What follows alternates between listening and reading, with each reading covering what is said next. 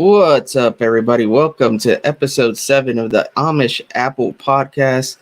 My name is Nelson, aka Amish Country Mets fan, and today I'm joined by my guest, my pal, Kenny Frie, the Bat Fry from the Bat Cave.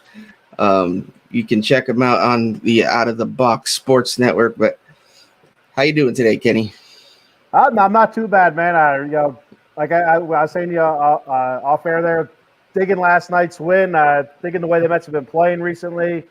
So yeah, it's things are looking good. That's cool. I shouldn't say I shouldn't get too far ahead of myself saying looking good. Things are looking better than what they were. Better, yeah. Yep, I feel you on that. I keep saying I'm not going to get too crazy until they get to 500. Once they get to 500, then we can start talking about playoffs and things like that. But right now, we're just keep doing what you're doing. Well, and that's one of the beautiful things about the wild card is it's so up and down. Like we were just last week 9.5 games out, and then over a course of like 5 games, we were able to gain three games or whatever it was in the standings. So it's even last night with last night's win, we're able to leapfrog 2 more teams, the Cubs and the Pirates. But again, cautiously optimistic. You don't want to get too overly exuberant. With 5 games in a row. 500. That's a nice starting point there. Let's aim for that. Yep, that's for sure. So typically on the show, if anyone's watched before, I go into like how you became a Mets fan, yada yada yada. But given that you're a content creator yourself, I'll give you the opportunity to go ahead and plug your shows and whatnot and what you got going on. Let the people know where they can find you and what's up with the Bat Cave and your other shows. Yeah, I got a whole bunch of crap that I do, I guess, content wise. So every Wednesday morning on Out of the Box Sports Entertainment, I do a Mets show called The Bat Cave. I add a little bit of LA Kings hockey in there, but 99% of it is New York Mets baseball. So I go through all that. I also on Friday nights at 10:30 p.m. Myself and my co-host Cowboy Dave Yarnell, we talk WWE wrestling. So we do that. And that's a lot of fun. Talk wrestling, get all crazy. It's normal then. And then Saturday nights at 10 p.m. I also do a show called The Vegas Sports Scene. As you can see behind me, I'm a Raiders fan. So myself and my co-host Rob Hefner will talk Las Vegas Raiders football. We'll talk Vegas Golden Knights hockey, Las Vegas Aces WNBA. Now that the Oakland A's are uprooting themselves and shipping themselves over to Nevada, we'll be talking Oakland Athletics, soon to be Las Vegas Athletics. And one big special, I don't know if it's a special announcement if you've seen it or not on Twitter, Tuesday night, July 11th, Out of the Box Sports Entertainment has a new show called Old School, The Old School coming out. And the very first episode is going to be the Old School Mets. We're going to be talking about the 86 Mets, how they got, to be, so dominant in 86, so we'll talk about like the draft picks early on, how they started in the early 80s to the 86 championship and why didn't they win more afterwards. So I'm really excited about that. A lot of neat stuff, a lot of neat stories because the 86 Mets, I was 6 years old. How old were you, Nelson? I wasn't born yet. I was born in December of 86. So you missed it completely. So it's like I was 6 years old, so I didn't give a shit about the Mets. You know what I mean? It's like, I started really following the Mets probably 89, 90, somewhere around there. I really started paying attention to sports. I liked the Mets back then, but I don't know. I didn't know why. My grandfather was a Mets fan, but I didn't know why I liked the Mets until I started playing baseball around 9, 10 years old, really paying attention to sports. And so I missed the whole 86 thing, as well, which was a bummer, because, looking back on it, that was a heck of a team, man. Yeah, it sure was. I'm very much looking forward to that show.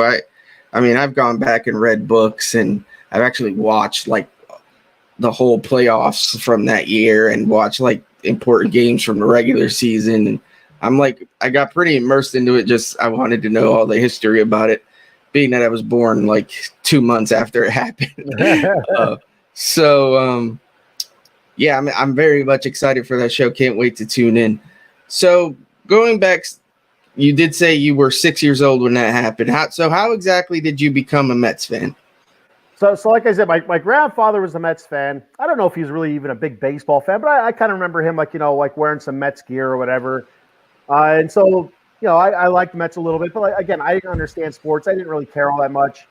When I was like 9 or 10, I want to say it was 1990, but it could have been the year before. So it's all kind of muddled now. I started really paying attention to baseball, so I kind of picked a favorite player. My favorite player I picked was Hojo, Howard Johnson. So that was the first Met that I really followed, I really liked. And then after that, I really got into Gary Carter, Todd Hundley. I was a huge fan of Todd Hundley. So was I. And I remember you saying that before. I think it was on one of your shows. I remember seeing that. And Todd Hundley made me want to be a catcher, and a catcher that hit balls really far. And that's so. But yeah, it started back in I think 89, 90, somewhere around there. Hojo was my first favorite Met. And actually, I have a signed ball by Howard Johnson back here on the shelf behind me. It's awesome. It's one of the greatest things I got. It says it's actually a quick story here, not to get too far off subject. But my one buddy, I give his daughter a ride back and forth to soccer practice during the summer last year because my daughter and his daughter are on the same team.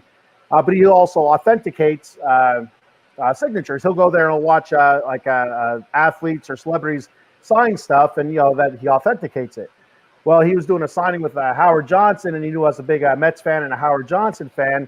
So he got him to sign a ball, and it says Howard Hojo Johnson has his number there. And then on the other side of the ball, instead of saying "Let's go Mets," it says "Let's go Batcave." I was flipping out. Nice. It was so awesome. And then even last night I tweeted out about the Old School show coming on next Tuesday at 6 p.m. Talking about the '86 Mets. He was one of the people that liked it. I was going to say, again. I saw that. I didn't know if you had noticed it. I noticed it right away. I was flipping out. I was telling my wife about it. She's shaking her head like I'm an idiot. So I thought that was fantastic. It's one of the biggest thrills of my life. He hit a little like button. It might have been, I don't know if it was him or not. It could have been like a secretary or something. I don't know. I assume it's him. But I thought that was fantastic. I was flipping out. Yeah, that's pretty awesome. So where are you originally from? Pottsville, Pennsylvania, the home of Yingling beer. And pretty much that's where I'm at right now, like maybe a mile or two away. So, so that's about central PA, about 100 miles northwest of Philly. So it's interesting that you became a Mets fan and not a Philly fan. Oh, and I hate the Phillies. I'm right there with you. So how often do you get out to games? Not often at all. I think I've been to Shea Stadium twice before they tore it down. I was to Citi Field once, and each time I go to see them up there, they lose. I've seen them in Philadelphia, I think 2 or 3 times. So usually if I go to a game, I'll head to Philly. For some reason, it just feels like it's easier to go to Philly to watch them play, even though you got to deal with those morons there. And I'm not going to sugarcoat it. Those Phillies fans, man, they're rough. But yeah, so that's all. It's maybe like once every 2-3 years, maybe I'll be able to catch a game. Normally, it's all because of lack of time. With the kids, 3 kids and stuff like that. Just always something going on. It's really rough. Have you been to see them in Philly? Yeah, actually, last time I seen them in Philly was I want to say I think it was 2021. It was opening day in Philadelphia. The Mets were playing. DeGrom pitched, and he had a shutout going into the 6th or 7th inning, and it was really quiet there. You hear a lot of Mets fans yelling, "Let's go Mets! Let's go Mets!" Well, then the Phillies got a couple of hits. They started getting full of themselves, and so then we started. Mets fans are arguing with Philly fans. Philly fans are up screaming and they're yelling at me because I was wearing the DeGrom T-shirts. I'm all like, okay, I don't know. I'm here with my 11-year-old daughter. I'm sorry, but sorry for existing. I don't know. But we ended up losing that game. We ended up blowing it. I can't remember. I think it was Aaron. I think it was Aaron Shoup. I think it was came in and ended up blowing that game. So the Philly fans were happy, and I made it out there alive. So we're good. The Mets blowing a DeGrom start. That's what a shocker. Typical. Yeah. I was interested because obviously Phillies fans are known for being quite hostile, especially towards Mets fans. So I was interested to know what the atmosphere there was like. It was like I said, it was quiet for about 6 or 7 innings, and then once they started getting a couple of hits, after they took the Grom out, we'll say that's when they started getting hits. That's when they started feeling full of themselves again, and that's when they started chattering. They got those beer muscles. They got beer muscles at that point. So you said you have 3 daughters. Is that correct? Oh, I got 2 daughters and a son. Yeah, 2 daughters and a son. Okay, so any of them Mets fans, or are they all Philly fans? My oldest daughter's a Phillies fan, and she drives me nuts. She got all sorts of Philly stuff in her room. As long as it's one of those things, like I can't stand it, but you know what? She follows along. She has a favorite team. She has a favorite player, so I'm cool with it. My youngest daughter, she doesn't give 2 shits. You know, she doesn't. You know, sports wise, it doesn't matter to her. She doesn't care. Up is down, left is right. Doesn't matter to her. The boy, he's only 4 years old. But I'm training him. I'm saying I have him walking around saying "Let's go Mets" and "Go Raiders" and all that stuff. So I'm trying to get him away from the whole Philly thing. But yeah, my oldest daughter keeps trying to turn him on me. Oh geez, you got to beat her out on that one. You can't be outnumbered. she sneaks up behind my back all the time. He'll be away from me, and I can see her talking to him. He'll come over and say, "Go Phillies." I said, "Boy, oh, no. I'm telling you what." And he'll say, "No, let's go Mets, Dad. Let's go Mets, Dad." Oh boy. Yeah, that's what we got to keep that going. We can't let her. No, poison his mind. So somebody has to carry on the Mets faith after I'm gone. So they have to carry it on. So obviously Hojo's your all-time guy. Who's your current? If you had to pick a current Met that you really like, who is it? Big Pete. I like Pete Alonso. I'm really nervous that they're not going to sign him long term. I figured it would have been done by now. They still have another year yet. He's signed, I guess, for 2025, or I guess is that 2 years? Yeah, I guess that's 2 years. Yeah, 24, 25. But I still wish they had that long term contract in there. But you know, it makes me nervous because Shohei Ohtani lurking around the corner here next year. You know, it makes me wonder, are they going to go big after him? And that leaves Pete out in the cold. And then I can't support him if he goes somewhere else. I mean, I can't support him. Depends on who he goes to. If he ends up in Atlanta or Philly, I can't support him. I can't be down with that. Yeah, I'm right there with you. I think if I had to guess, they just want to wait to see what happens with Ohtani and how much they end up, if they get him, how much they end up spending to know how much money they got left for Pete, I guess. And I'll tell you, the scariest thing about Ohtani as a fan of a team that might actually go after him, is if he gets hurt. You know, like so it's not just like a regular pitcher getting hurt, or a regular fielder or a regular hitter. It's a guy that plays multiple positions. So if you lose him, you lose your ace, your starting pitcher. You lose one of your best hitters, and you also lose a position player. All with one guy getting hurt. I mean, that's really makes me nervous. You know, if he blows an elbow, you know, it could be huge. That's 2 years. Yeah, it's definitely a concern. My thing is that I guess you have that concern with any player, but in this case, you are losing 2 and 1, so that does suck. But I mean, if you can sign him, I don't see how you can pass on it, considering just how good the guy is. He's insane. Definitely, it's one of those things you have to kind of do it. You have to at least take a chance at it anyway. You have to. Yeah, we'll see what happens. That time's not yet here. I don't subscribe to the whole trade for Ohtani thing. First off, I'm not sure the Angels are going to trade him anyways, and second, I think it'll kill the farm system too much to trade for him. And not only that, but it's one thing to do it, but if you don't do it without a guarantee that he's staying, then you really put yourself in a problem. Oh my God, yeah. I don't like the idea, but it is what it is. But let's go ahead, I guess, and talk a little bit about this current Mets team. Obviously, they're underperforming, turning it around a little bit lately. What are your thoughts? What have you seen that concerns you? What do you like? What are your thoughts on this team right now?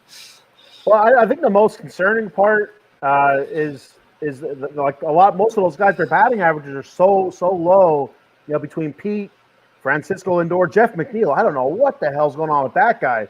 I mean, it's like, last year, he put it wherever he wanted. This year, it seems like it's pop up after pop up after. But he looks lost at the plate, to be 100% honest with you.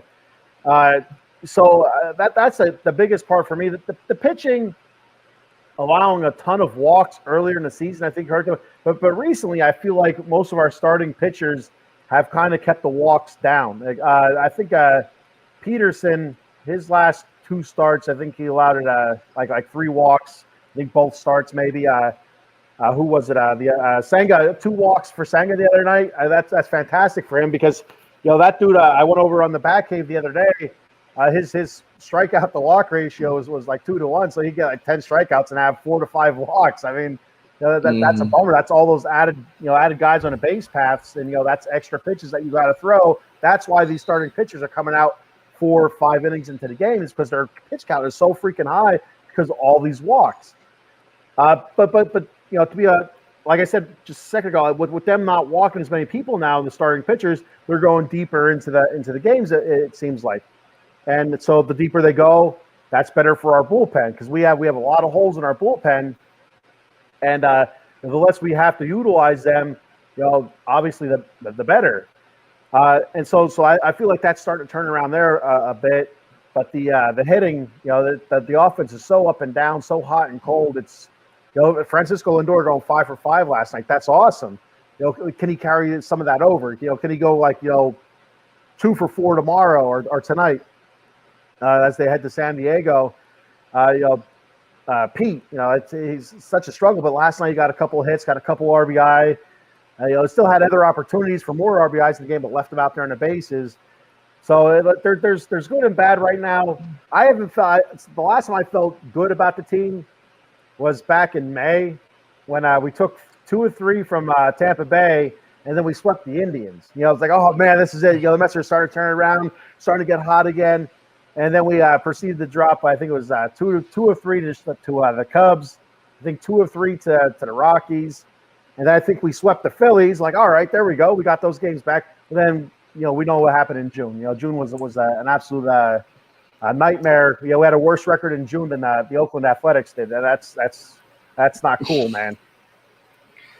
Yeah, that June was definitely rough. I mean, going into June, a lot of people were kind of nervous, and I think expected it to be an uphill battle, but I don't think anyone expected it to be quite that bad. That was definitely one of the worst Junes. It might be the worst June they've ever had. To honest, I'd have to go back and look, but it's got to be up there. Yeah, I think we were 7-19 or something like that. It was really, really bad. At worst, I would have thought maybe a little bit under 500. Maybe like I don't know, 11-13 or something. A 12-14, somewhere around there, but not 7-19 and just absolutely getting circled by the division there. By the Marlins, by the Braves, and to a lesser extent the Phillies. The Braves are lapping everybody. So.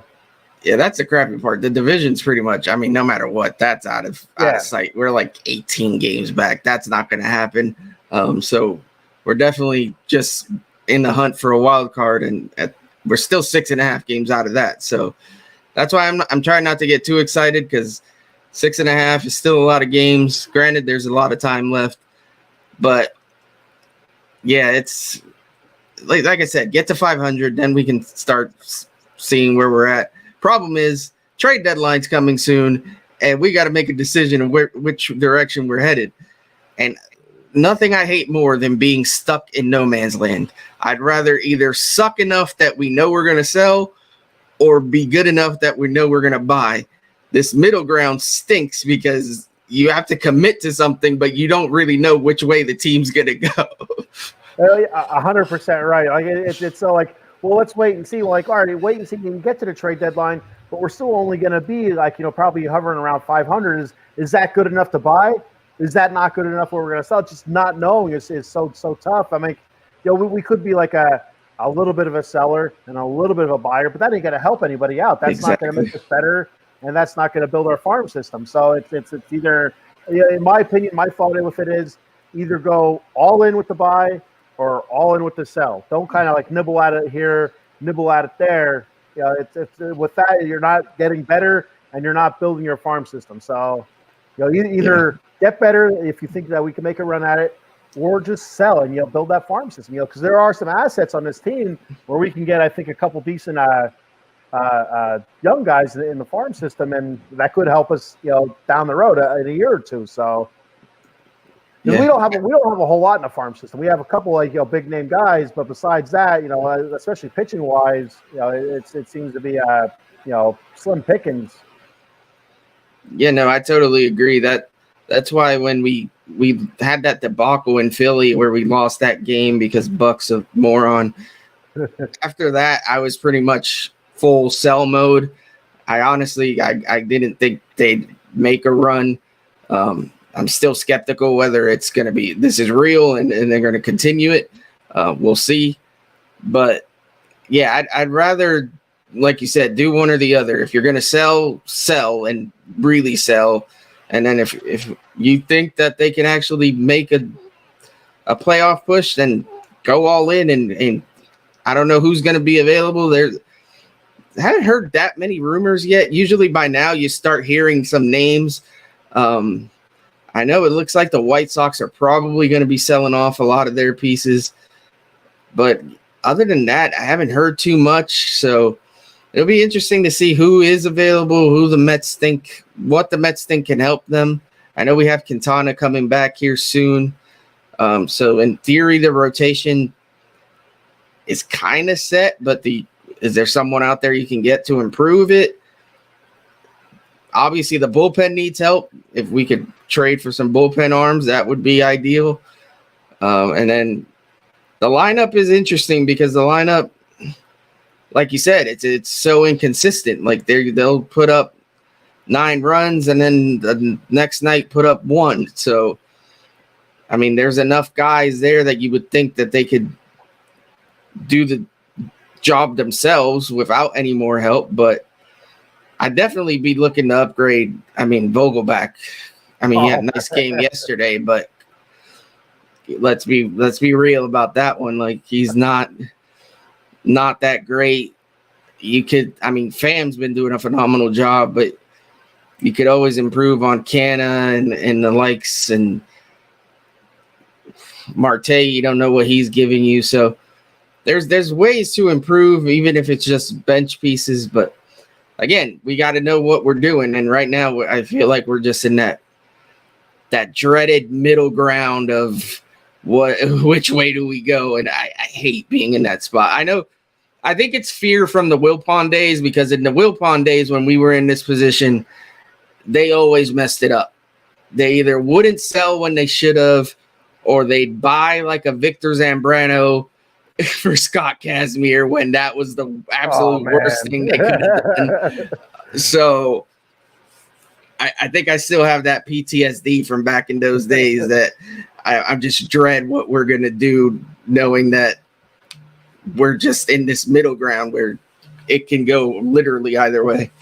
Well, I always felt during the Wilpon era, I mean, I could be wrong with this. It was just like a feeling that I always felt like it was always like hastily done. I always felt like it was like, well, who's out there? What's the big name? It didn't matter if they're having a good season or if they're had a good last season or anything. It was just kind of what was the biggest name, who's going to cost the most. That would look good for the Mets because they're trying to win. It just never made sense. Just like that's how I felt. I mean, I don't know. Again, I don't know if that's right or not, but I always felt like it was like the last second. Like you're at the grocery store and you just can't figure out what you want to eat. Like, well, everybody seems to like shredded wheat, but you know what? Shredded wheat can be ass sometimes, and that's what it seems like 99% of the time the moves that they'd make at the trade deadline was ass. It wasn't the frosted shredded wheats; it's the regular shredded wheats with no fruit in the middle. You know what I mean? That's ass. So, but that's how I felt about the Wilpon era during the trade deadline. And like I said, right now, just hovering, just waiting. It's like trying to figure out who are we? What's our identity going forward? Are we going to be the sellers or the buyers? A couple of names I did hear. You said about Chicago, the White Sox. I heard there's a possibility that they might float Dylan Cease out there because I think he's due a pretty big payday, and he's had an awful. Well, I don't know. I haven't seen his numbers recently, but the last I heard, his season wasn't all that great.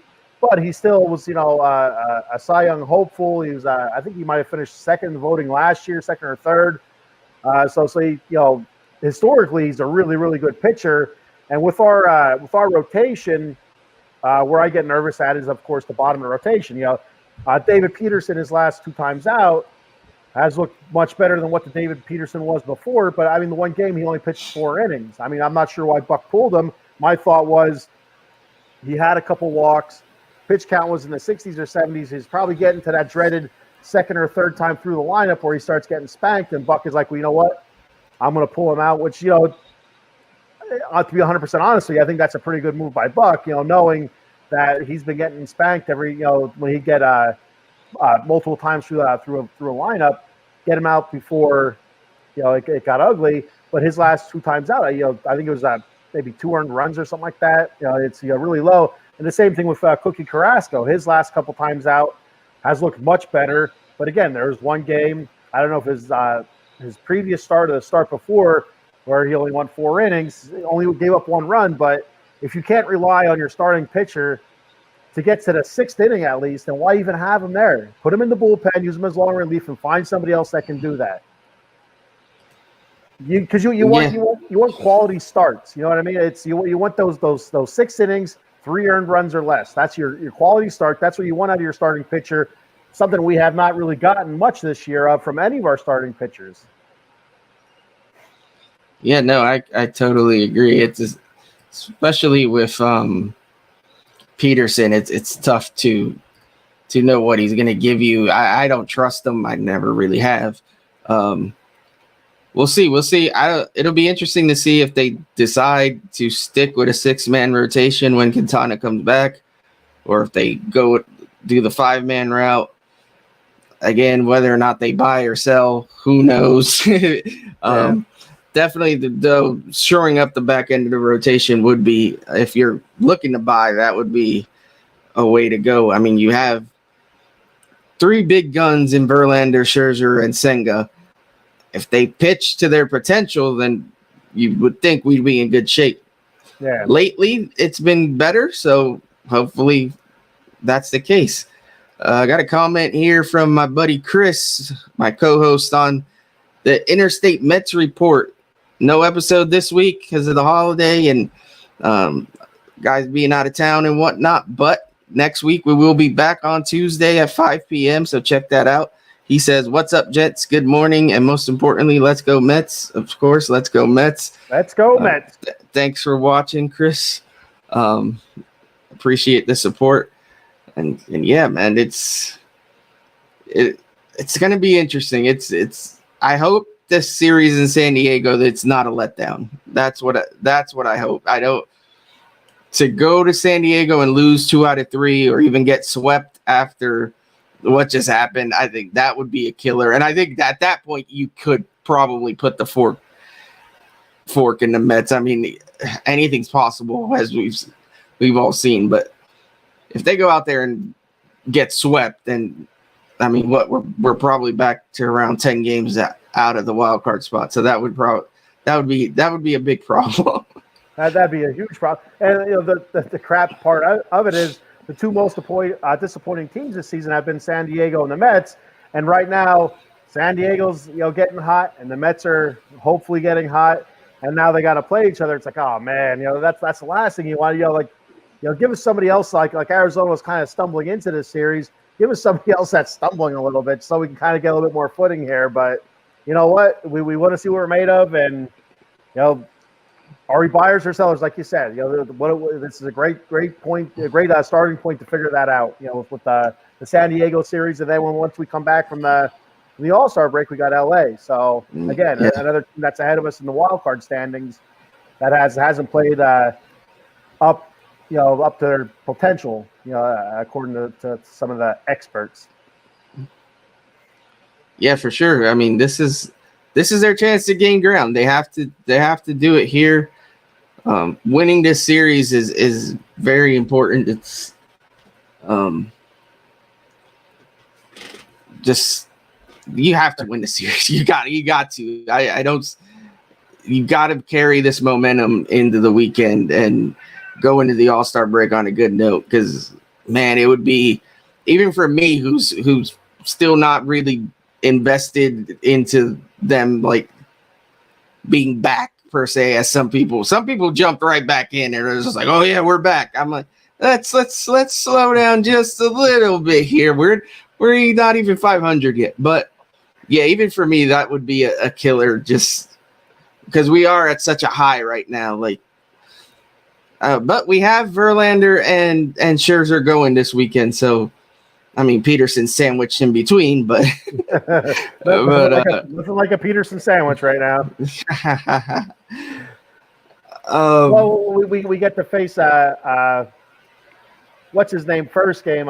He absolutely owned us last year. Yeah, Darvish. Yeah, Darvish. He absolutely killed us last year. Owned us. You know, he spanked us every time we played against them. Just made us look absolutely like we didn't know what we were doing at the plate. You know, he just absolutely fooled all of our hitters. And but he's having a rough go of it. You know, his ERA's up in the mid-4s.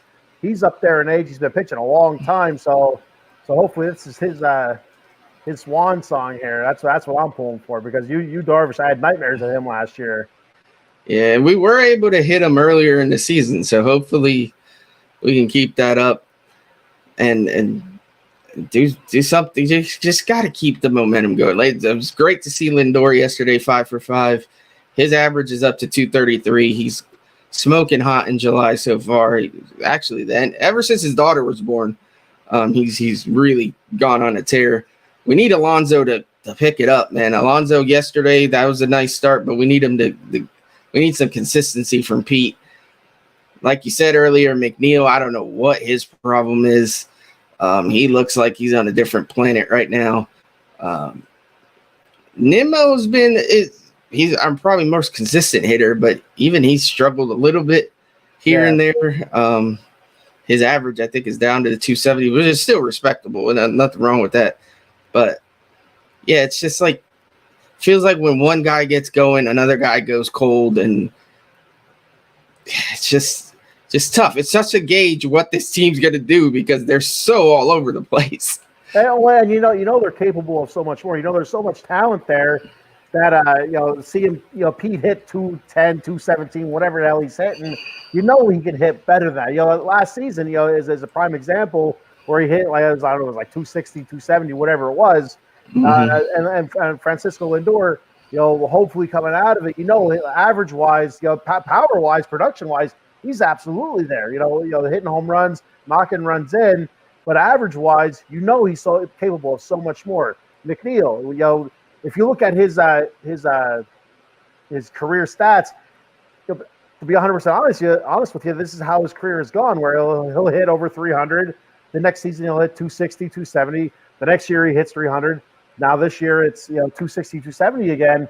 It's like, what do you do with that? That's the career that if you look at, that's his I don't know what the hell I'm trying to say, path, I guess, I don't know.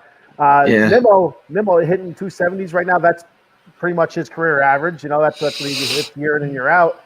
You had a lot of optimism with him earlier in the season, just crushing it, hitting well over 300. It started taking a step back, started getting hot again, started taking a step back, getting hot, then started taking a step back. So Nimmo, like you said, is up and down. It's Marte is just, for me, he's probably been one of the most disappointing players, because I was really expecting him to really step up this season, especially I think he has like 22 stolen bases, but I was expecting a lot more power, more RBI production out of him. But his average is way down as well, in the 250s, I believe, 240s, 250s. So it's a lot of disappointment to be shared. But I think Marte's my biggest offensive disappointment. Yeah, I could agree with that. He was such a catalyst last year for this team, and it showed in September when he got hurt and the offense just kind of went in the tank. And yeah, it showed this year. He hasn't really been going, and the team's been kind of all over the place. So I'm encouraged that the last couple games since Buck sat him for I think 2 or 3 days, he's looked a little better. He looked a little livelier, even in the dugout. I don't know if somebody had a talk with him or something, but there was points there for that stretch where he was struggling, that he didn't look like he wanted to be in the dugout, on the field. He just didn't look like he wanted to be a Met, to be honest. Yeah. But now I've seen him smiling a bit. I've seen him get into it. He's been celebrating with the guys. So hopefully whatever it was that was bothering him, he's gotten past it. And hey, we're on a 5-game win streak. We got to, like I said, keep it going. So what's your outlook? If you had to guess where we're going here for the next couple of weeks and this season in general, what do you think? I know you tend to be more optimistic. I am Mr. Optimism. I'm half glass half full kind of guy. So me personally, I think the Mets are going to continue. They're not going to go win 15 games or out, but I think they're going to continue winning series. And that's what I said on the back cave. I thought, I don't want the Mets to go on a huge run. I mean, yeah, obviously I do, but they don't need to. They just need to win series. That was one of the big things they did last year. They didn't look for the 7, 10 game win streaks. It was winning series. So I think if they can continue to win series up to the trade deadline, I don't think they'll be huge buyers, but I think they will buy. They'll trade for a couple pieces. Nothing too flashy, nothing too big, just to help a little bit. I don't think they'll get rid of anybody really huge. I could see them possibly trading Canna, in my opinion. Canna's been okay. I expected more out of him also. But there's times where he flashes. It's like okay, that's the Mark Canna of old. And there's times where it's like, it's Mark Canna. What is he doing? But I feel like I could see them trying to trade him away, maybe getting a bullpen piece or something like that. And I think they'll call Vientos up again this year. I don't know why they would, but I just have that feeling. But after the trade deadline, I feel like we're going to make a run for the last one of the last 2 wild card spots. I don't think we're going to get the top wild card spot. But one of the things that gives me a lot of optimism, and I think you mentioned this before that we shouldn't do this, but the Phillies last year, I know I think it was you said it's not the same thing, but it almost feels like the same thing where the Phillies were out of division. They're out of division, they were up and down last season. I talked about them a lot last year. One, because my daughter was a fan, and two, we played them so much early in the season. I did a lot of laughing at them, and a bunch of the guys on Out of the Box Sports Entertainment are Phillies fans. There's a whole bunch of Philly shows, on our network, and so they're always talking Philly stuff, and so I paid attention to them, and they're just so up and down. And then things just started clicking with their offense. It started with their offense starting to click, and then Wheeler and the other Goombas that they have at the top of their rotation. I can't think of his name right now. They started clicking. Nola. Yeah. His brother's the goofy catcher for San Diego. He can't hit. He's having a terrible year. Good for him. That's what I say. Good for him. Screw the Nola brothers. The hell with them. But the Phillies were so far out in the division. They kind of focused. They put all their attention into the wild card race, and they were able to slowly, throughout the season. Like they never went on a huge run. They had a good July. They had a good August, nothing spectacular, but they were able to climb back into the wild card and able to get one of those spots and take a little bit of momentum into the playoffs and just run roughshod through everybody. So that's what gives me a little bit of optimism, because I feel like it's not quite the same, but it almost feels the same to me. The division's done for us, 100%. 18 games out, no way we're catching the Braves, absolutely zero. The Braves can shit the bed the rest of the year, we're not catching them. It doesn't matter. But I feel like, the Marlins, I feel like they're going to come back, because they're kind of a surprise this year. I don't see them continuing on the pace that they are. The Dodgers, I think they'll go after the division. I think they'll get the division. I think the Diamondbacks are going to come back. And I've said this in the back cave a bunch of times, where last season, second half of the season, the Diamondbacks had a really good second half. They had a really good first half this year. I don't expect them, sooner or later, it's got to fall out. There has to be a slump or something like that. I feel like that's going to be their second half. So I don't expect them to be around. The San Francisco Giants, them again, they just got hot. We're able to jump ahead a little bit. I don't expect them to continue now with their roster. Like, they don't really have anybody that really stands out. J.D. Davis is having a great year.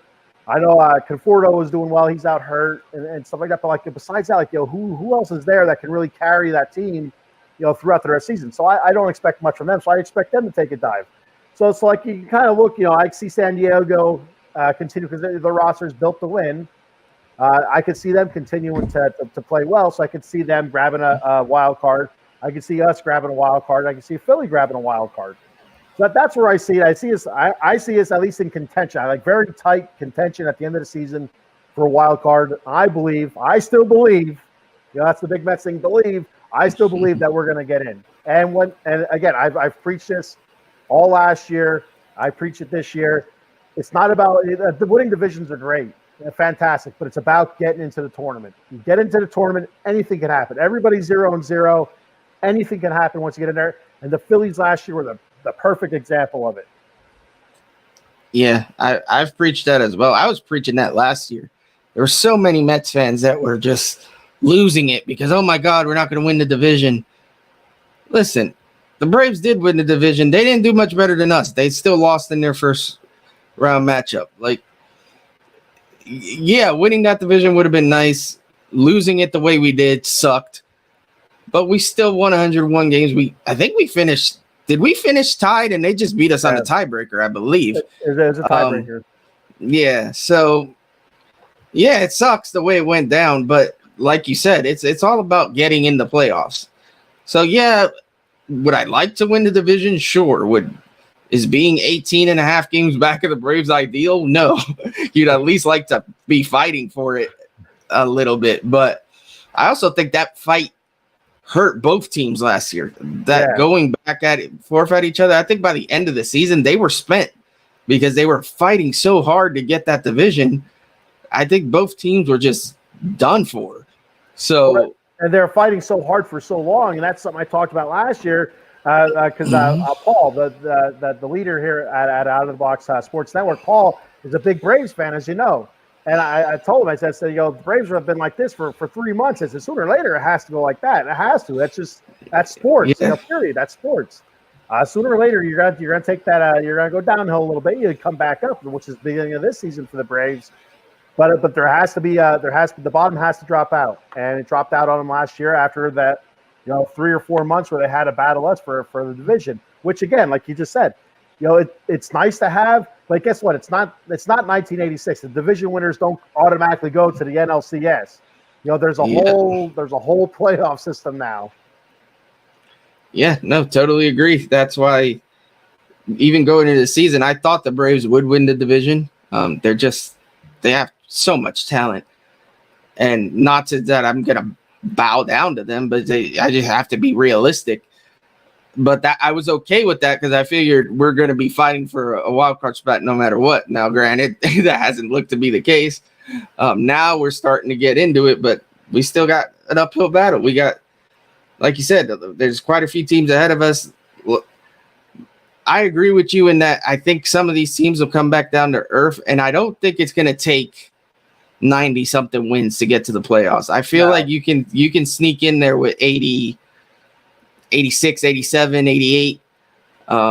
So like you said, if we keep just winning series, that should be enough, but you got to do it. And the Mets, you can never, I don't know. I could never get too high with this team because they've proven they love to like stick that knife in you, but right now, things are going good, and we just got to keep it up. I get a win. Take it a day at a time. I've been saying that. Take it a day at a time. Oh, my girl Eileen showed up. Hey, Eileen, what's up, Eileen?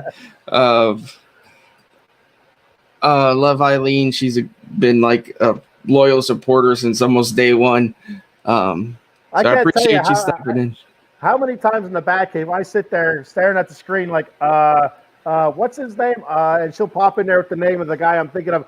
Thank you, Eileen. Thank you. Yeah, she knows her stuff, man. She's with it, and she's not afraid to call these guys on their BS either. So I appreciate that.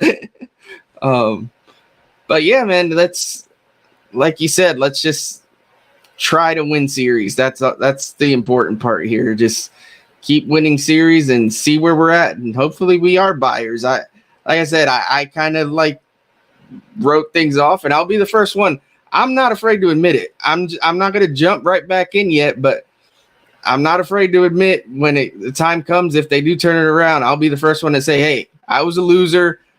I said they weren't going to do it. I said they were done. And look at them now. You can throw eggs at me or whatever you want to do, but we got to get there first. We're not quite there yet. Well, and so I've been changing hats. I've been trying like different shirts on. I even went back. I got the Batman mask. There you go. I got the Batman mask. Last year I used to wear the mask at the beginning of every show I did up until I think it was like October. And I stopped wearing it at the beginning of the shows, and we did terrible in October. In the playoffs. So then, beginning of this season, I wore it. The first 2 episodes in the beginning, we did all right in the beginning. Then I stopped wearing it. Now, we're shit in the bed. I'm like, you know what? I got to start wearing a mask at the beginning of the shows now. So I started wearing a mask. You know what? That might have been it. So I should at least get a little bit of credit if we do make a run at it. Yeah, it's the mask. You got to keep it. The mask. The mask. Lindor's haircut. He's got to keep the hair short. He can't change it now. Nope. I'm with the superstitions. I'm not too crazy, but I'll do the hat thing, the switch up on the hats, the different shirts, stuff like that. We'll see. Right now, I've been riding with this one for a while now, even through like the losses, but we'll keep it going. I'll keep the Father's Day hat for a little bit longer, see if that works. Yeah, man. I mean, maybe Lindor needs to have another kid too. Maybe pop out 1 or 2 more kids before the season's out somehow. Through modern medicine and genetics, who knows what could happen? There might be a way to incubate a couple more kids, and maybe that produces more wins, more 5-hit games. Yeah, I'm in for it. Yeah, man. Ever since his daughter was born, bro, I think they actually I wish I had it. They posted his numbers and specifically since he was born, and they're like out of this world. Like he's been like on a huge tear. So good for him. I always believed in him. I told anybody that would listen, he's gonna turn it around. Some people chose not to listen and went on bashing him, but hey, you're gonna do what you're gonna do. Well, I told you, you made a believer out of me. You came onto the Batcave last week. I think it was. I was saying that he shouldn't be an all-star because of his average, and you're like, well, look what he does, numbers wise compared to the other shortstops that are in the all-star game. And I looked at him like, well, the only thing that he doesn't have is the average. I mean, everything else he's dominating at shortstop. Like, why is he not in the all-star? Like, doesn't even make any sense why he's not an all-star. Stupid Dansby Swanson. Dansby. I was named my Dansby. I can't stand it. It's like an 1890s Englishman, Dansby Swanson strutting around, with his pocket watch and stuff like that. No, he shouldn't be in the all-star game. Francisco Lindor should be in the all-star game. Yeah, and the fact that I love Pete, but the fact that Pete made it over Lindor is kind of just doesn't make much sense, especially the way he's been playing lately. If they wanted to use him for the home run derby, all they got to do is just bring him in for the home run derby. Like, I agree. I don't think he should be an all-star. I mean, like, all right, he has the power numbers. If he didn't miss that, what did he miss? Like a week or something like that with his hand, which is amazing. Absolutely amazing because he got hit straight up on that hand wrist area. I was expecting him to be out for at least 3 weeks. But for him to come back as quick as he did, so maybe his power numbers would have been a little bit better if he gets that week back. But still, the average has been so bad. The strikeouts have been up. I mean, I'm shocked that he's an all-star. But if they would have said, "Hey, Pete, you want to come do the home run derby anyway?" He'd been on the first jet there. He would have been there right away. It's like Jonas Cespedes did years ago when he was with Oakland. He didn't make the all-star team, I don't think, but he went out for the home run derby and hit the home run derby. So. Yeah, Pete lives for that derby, man. He loves that. He does. More power to him. He should have a good chance at it this year. As long as I don't know if he came back too early, if that hand is still bothering him or not. I don't know. I'm encouraged by. Hopefully, he picks up where he left off last night because he had a nice game. That home run was a missile down the line. I don't know how that thing got out. I thought it was going to hit off the wall. I did not think it was high enough to be a homer, but it was like 113 or something like that, or 112 mile an hour. So it was a rope. Yeah, we're gonna wrap up here soon, but I can't leave the show without giving a big shout out to Francisco Alvarez. This kid, man. We haven't had. I mean, you've been a fan for years. since Piazza and LaDuca came in right after him, LaDuca is probably our last catcher that produced anything of value. We've had just junk behind the plate since then. Travis d'Arnaud was supposed to be good, and he wasn't. Obviously, he went to Atlanta and started hitting because that's our luck. But up until now, and Francisco Alvarez, it's been a black hole behind the plate, and that kid looks like the real deal. He's got immense power. I love that man. I love that man.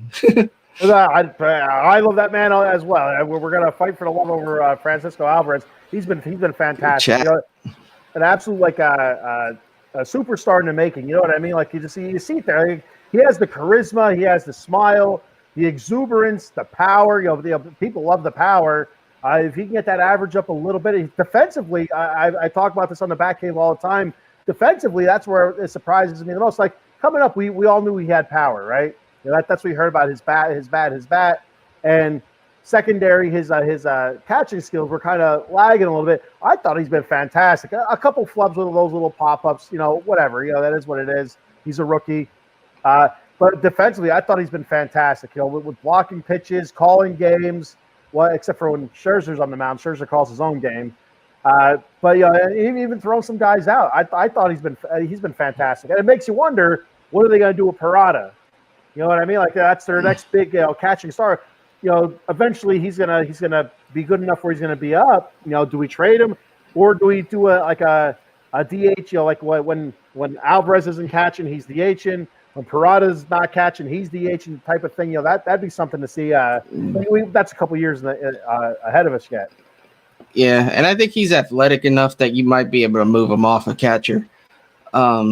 To either the outfield or first base would be Alonso, hopefully, but make sure keep him around. But they tried that with Todd Hundley, and it was a disaster when they moved Todd Hundley, I think, to the outfield first, or they tried first base first, but they tried different spots. It was a disaster. Yeah, they did that late in his career though, so hopefully you can get this dude started in the minors and he'll be all right. But you know, he might be a trade piece, like you said. You never know.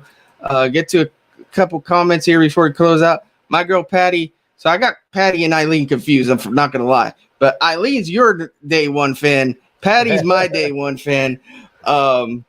Too early in the morning. I haven't had enough coffee. So Patty's your Eileen, and Eileen's is your Patty. That's what it is. Exactly. That's what it is. That's why I got confused. But either way, they're both awesome people. Appreciate the support from both of you. Great to see you. And then our old buddy here. The boy, those Braves are good. Chop. I shouldn't even have read that comment, but you should have just left it in the garbage. We see you. Well, I'll tell you what, it's funny. I was listening to MLB radio on the way home this morning, and they're talking about the Braves, their last 29 being 25-4, and the Phillies, their last 29 being 22-7. They're like, how do you go 22-7 and still lose ground in the division? That's how good the Braves are playing right now. It's really irritating. You know, the whole stopping and that stupid mascot. It has to be one of the worst mascots ever. I don't even know what his name is. Like Springer. I don't know what it is. I don't know. Spring. I don't know. They're all like Philly Fanatic knockoffs anymore. Yeah. It's like, give me a break. But yeah, I hate to admit it, but they're just so good. It's annoying. And then the most disgusting part is that they're signed for quite a few years ahead yet. Yeah, I'd love to know the blackmail that they got on these guys, that they signed them all for like ridiculously team-friendly deals forever. They probably have pictures of guys eating like mayonnaise out of a jar or something. I don't know. It's unbelievable. All right, so we're coming up on about an hour here, so we'll wrap it up. I don't want to keep you. I know you made some time for me this morning. I appreciate it so much. You're probably quite tired. You worked last night, didn't you? Yes, I did. I'm ready for bed, but there's a lot of stuff I got to do before I take a nap. So I'm going to be a busy beaver here in a few minutes. So anything you want to close out with before we get out of here? Let's go Mets. Let's keep it rolling. Let's win series. We don't need big winning streaks. You just need series wins. I'd like to see McNeil, start to string a couple games together where he's actually, getting nice slap hits. Some infield hits would be nice. A little bloopers like he did last season, and Big Pete start getting some extra base hits. The home runs are awesome, but when you're hitting 217, 210, whatever it is, it doesn't mean a whole lot. He isn't Kyle Schwarber, where everybody in Philadelphia celebrates him because he hits 180. This is Pete Alonso. Hit 250, 260, and we'll be happy. Totally agree. Oh, one more comment here. Blooper, come on, Mascot is Blooper. Great show, guys. I appreciate it. And hey, man, stop making me hungry. You're always posting food on Facebook, and it's like I'm like drooling over here. it's always the rice. So he always got the rice. He always has rice in there. Yeah, I'm a big rice guy, so maybe that's why I'm like always like I need to get to this guy's house for some grub. Before we get off, like I said, you can check me out Wednesdays at 10 a.m. on the Back Cave Out of the Box Sports Entertainment. And like I said before, we have that the old school show Tuesday, July 11th at 6 p.m. where we'll be talking about old school Mets from the 80s, 86 Mets before and after and all that stuff. So make sure you check that out. It's going to be a fun show. Myself, it's Joe Sullivan's show, and I guess I'm his special guest. So. So yeah, you guys check that out. I can't wait to watch that. I will be tuning in. Thank you so much. And you said it's next week, right? Yep, Tuesday. Yeah, right before Tuesday. The All-Star game. Yeah, perfect. So All-Star game, nothing too serious. You got time to watch that. No Mets to distract us. Nope. They got a stupid red carpet gimmick going on, or you don't need to watch that. Nobody needs to see that. You guys They'll probably have Matchbox 20 playing or something, some nonsense. I don't know. Yeah, so make sure you're tuning in to my guy, Ken. That sounds like it's going to be a great show. I will be there. Thank you all for anybody that stopped in, anybody that watches this later on. Chris, my co-host, my pal at CPNY Sports Pod. Eileen, your number one fan. Patty, probably my number one fan. I love you, Patty. And then our old troll here, Mr. Maiko. Is it Maiko? Yep. Maiko Spencer, yeah. Maiko Spencer, out of the box sports entertainment. Love what you guys are doing over there. Love to have you back on. Love to be on with you another time. Absolutely. Always fun talking to you. So thank you everyone for watching. This has been episode 7 of the Amish Apple podcast. Have a great weekend, everybody. I got some more content coming throughout the weekend too, some draft stuff, so be on the lookout for that. And yeah, let's go Mets. Let's go Mets.